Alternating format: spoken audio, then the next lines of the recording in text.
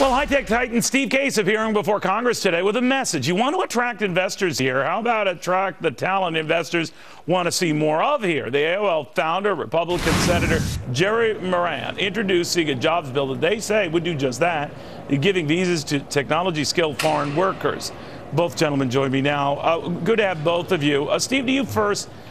You're a member of this now all but defunct, I guess, President's Jobs Council. Would this be any more effective at generating jobs?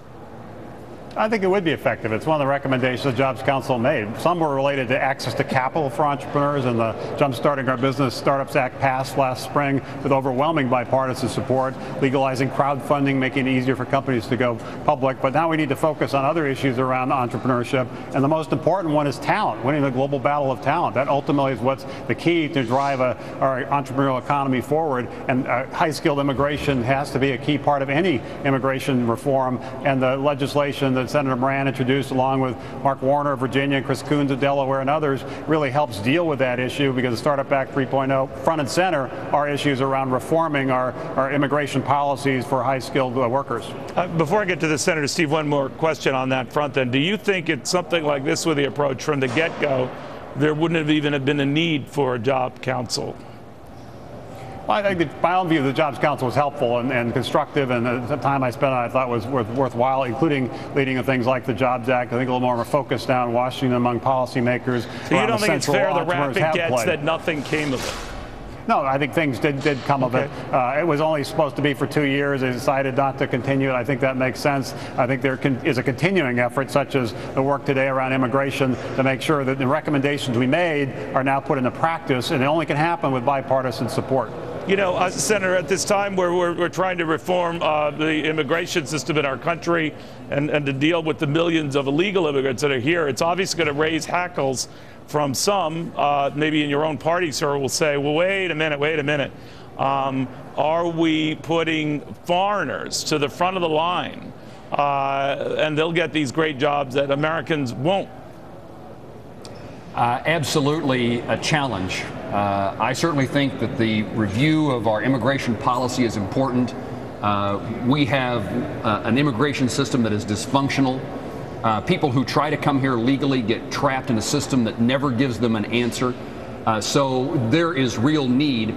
The legislation that I and my colleagues have introduced, Startup 3.0, deals with a segment of that immigration policy. One, the STEM issue that has received a lot of attention, but a second component, visas for entrepreneurs, foreign individuals who come to the United States with money, have an idea, have a capitalist dream, and want to put Americans to work, are told they can't do that here in the United States because they can't get the status to stay here. No, I understand what you're saying, sir. I understand. I guess what I'm asking you is that how would you address some of the concerns of those in your party will argue, well, we certainly don't want these guys from other countries coming here and getting jobs that would otherwise have gone to Americans. What do you say? Look, the visas that are included in Startup 3.0 are visas that will help meet the demand for work for employees in the United States. The facts are clearly demonstrate. And first of all, let me say we need to spend more time, effort, energy, resources on making certain that Americans pursue degrees, advanced degrees in mathematics and science and engineering and research careers.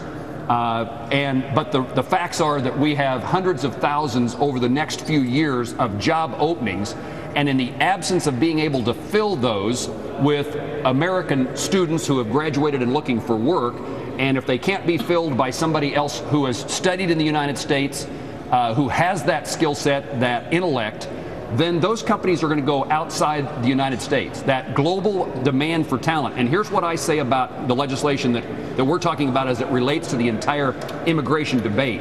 In my view, 80% of my colleagues would agree with me, Republicans, Democrats, that this is common sense. We need to do it. It's about creating jobs and economic opportunity in the United States. And if we don't do it, those companies, those jobs are going to be created elsewhere. And we can't wait. 80% of my colleagues agree with me. But yet there are those who say if we can't do everything, we're not going to do anything. I understand. Steve, you know, I'd like to get your very quick lay of the business land here. I had some small business guys here very concerned about the president pushing to raise the minimum wage, and they say like there's a two-tiered strategy, everything for big business, nothing for small business, and they feel slighted, and more than that, pretty angry, and they doubt they'll see much action or much improvement until that focus changes. Is their anger justified?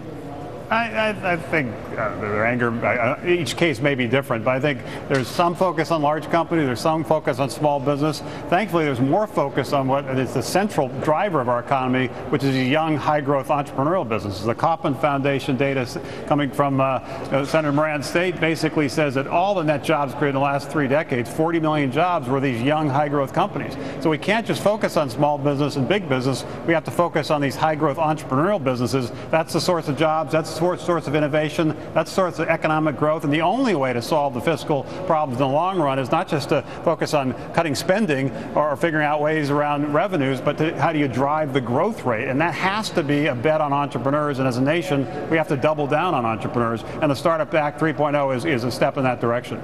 Steve, Senator, thank you both very much. Thank you. Thank you.